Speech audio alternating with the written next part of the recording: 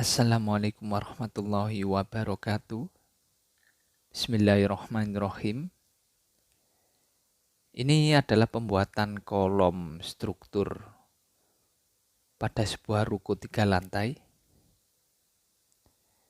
Namun yang kita buat ini yakni kolom yang berada di lantai 2.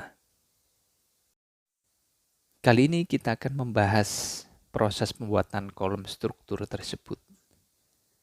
Dari mulai pembesian hingga ke pengecoran. Bagaimana kelanjutannya? Ikuti terus video ini. Kita lihat dulu dari segi desain. Ini sebuah denah kolom lantai 2. Ini grid-gridnya, grid as bangunan, baik sumbu X maupun sumbu Y. Ini area resto dan ini area ruko. Ini bisa teman-teman saksikan untuk grid as bangunan. Ini untuk area resto, ini 512,5 cm. Untuk area ruko 5 meteran, 500 cm. Ini juga ada, ini 525 cm. Jarak grid as bangunan area resto. Sedangkan untuk area ruko ini, jarak grid asnya ini ada yang ini 4 meteran. Ini ke sini 6 meter.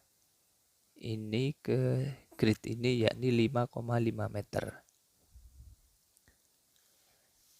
Ini kita gunakan kolom tipe K2A semua untuk area ruko K2A. Sedangkan area resto ada yang K2A. Ini ada yang K3.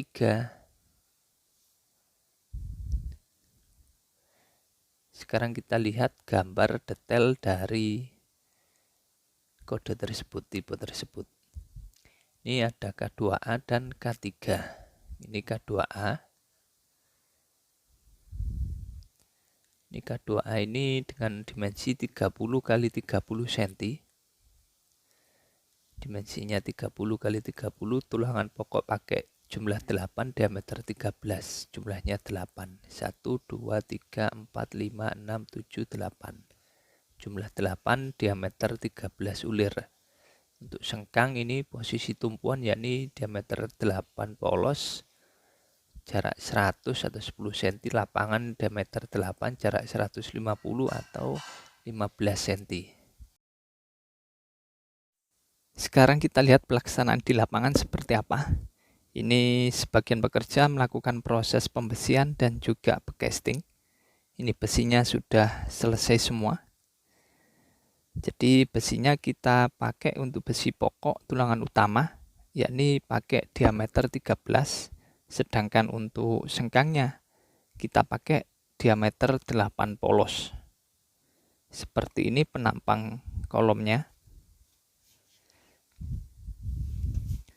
Tinggi antar lantai yakni 3,65 meter. Lantai 1 ke lantai 2, lantai 2 ke lantai 3. Ini tadi dimensi kolom 30 x 30 cm. Untuk bagelnya kita buat 25 x 25. Jadi ada beton deckingnya 2,5 cm. Ini ada tinggi kolom lantai 1. Ini 80 cm tingginya. Dari dak. Kita sambung dari kolom lantai 1 yang muncul di dak. Kita sambung dengan kolom yang baru.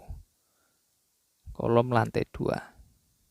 Ini yang agak berkarat ini kolom lantai 1, ini jumlahnya 10. Untuk lebih detail kolom lantai 1 bisa teman-teman saksikan pada video yang pernah saya bahas. Sedangkan yang kolom lantai 2, ini jumlahnya 8.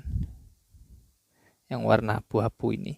Ini 1, 2, 3, 4, 5, 6, 7, 8. Jadi yang lantai 1 jumlahnya 10, yang lantai 2 jumlahnya 8. Sama-sama pakai diameter 13. Adapun untuk sambungan overlap lantai 1 dan lantai 2 pembesiannya ini, yakni dengan rumusan 40 kali D, di mana D adalah diameter tulangan utama 13, maka 40 kali 13, yakni 520 mili atau 52 cm. Jadi panjang sambungan besi kolom ini minimal 52 cm. Ini tadi besi utama pakai diameter 13 jumlah 8. Sedangkan untuk sengkang atau bagel area tumpuan ini dengan panjang area tumpuan yakni 1/4 dari tinggi kolom, ini jarak bagelnya yakni 10 cm. Area tumpuan jarak bagelnya 10 cm.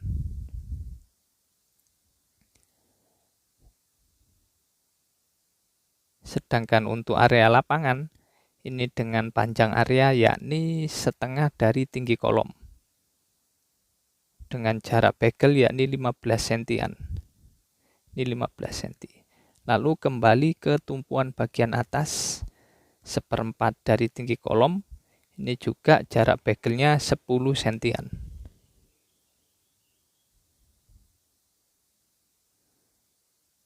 Untuk lebih detail mengenai pembesian kolom ini bisa teman-teman saksikan pada video di atas ini. Pernah saya bahas. Setelah proses pembesian kolom lantai 2 ini selesai, bisa kita lanjut ke proses backcasting.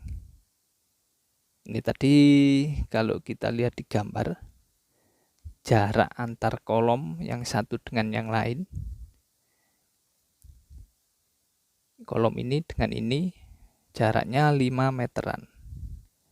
Kolom ini dengan ini juga 5 meteran. Belakang sana juga 5 meteran. Kolom ini ke sini 5,5 meter, ini ke sini 6 meter. Ini ke sini 4 meter. Ini ke sini 5 meter jarak antar kolom. Sekarang kita lanjut ke proses backcasting. Dan ini backcasting sudah selesai untuk backcasting kolomnya. Untuk backcasting kolom pernah saya bahas detail yang untuk lantai 1. Bisa teman-teman saksikan.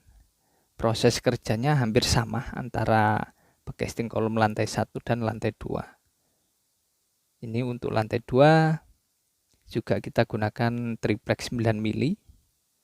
Usuk 57, balok 612, dan juga ada usuk 646. Ini backcasting dari lantai 1, bongkaran lantai 1 kita gunakan untuk lantai 2. Jadi hemat backcasting. Lantai 1 selesai, cordak lantai 2, bongkaran backcasting kolom lantai 1 kita pakai di backcasting kolom lantai 2. Jadi backcastingnya bisa dipakai 2-3 kali, tergantung kita cara membongkarnya. Ini jarak antar kolom 4 meter, sini ke sini. Sedangkan ini sampai sini, yakni 6 meter jarak antar kolom.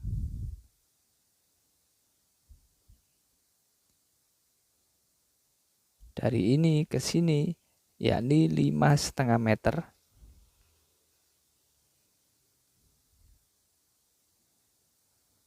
Lalu ini ke sini 5 meter. Ke sana juga 5 meteran sampai ujung sana. Setelah dirasa proses backcasting selesai, kita cek lotnya juga oke, bisa kita lanjut ke proses pengecoran. Untuk proses pengecoran, ini betonnya kita gunakan beton ready mix. Sedangkan untuk mutu beton, kita gunakan mutu beton K225 NFA. Sebelum beton ini kita tuang, kita harus tes selam dulu, yakni uji kekentalan beton, apakah beton ini sudah layak untuk dilakukan pengecoran. Jadi tidak boleh terlalu kental dan tidak boleh terlalu encer untuk betonnya. Ini untuk standarnya, ini saya biasa pakai 10 plus minus 1 sampai 2 cm. Tinggi beton sampai batang besi ini. Ini bisa teman-teman saksikan. Sini ketemunya 12 cm. Jadi oke. Jangan lupa setelah uji tes lam, nanti kita buat benda uji silinder beton. Minimal 5 buah benda uji silinder beton.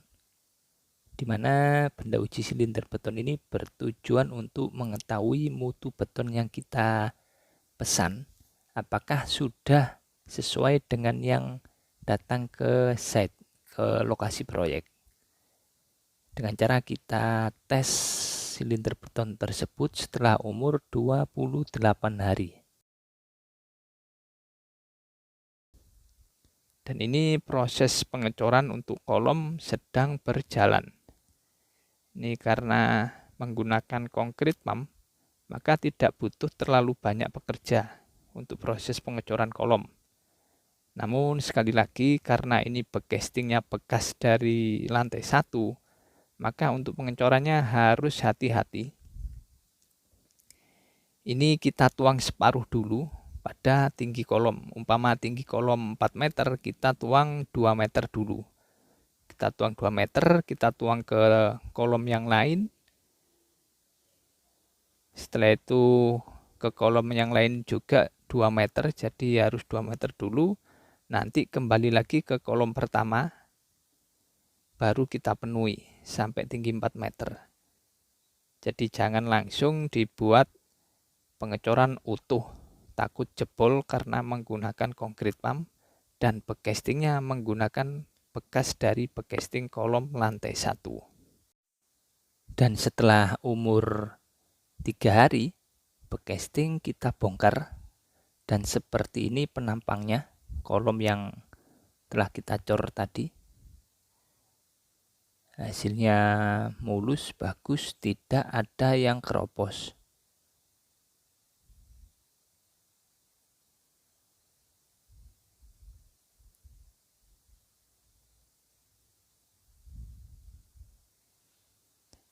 Ini di penampang yang lain juga sama, tidak ada yang keropos.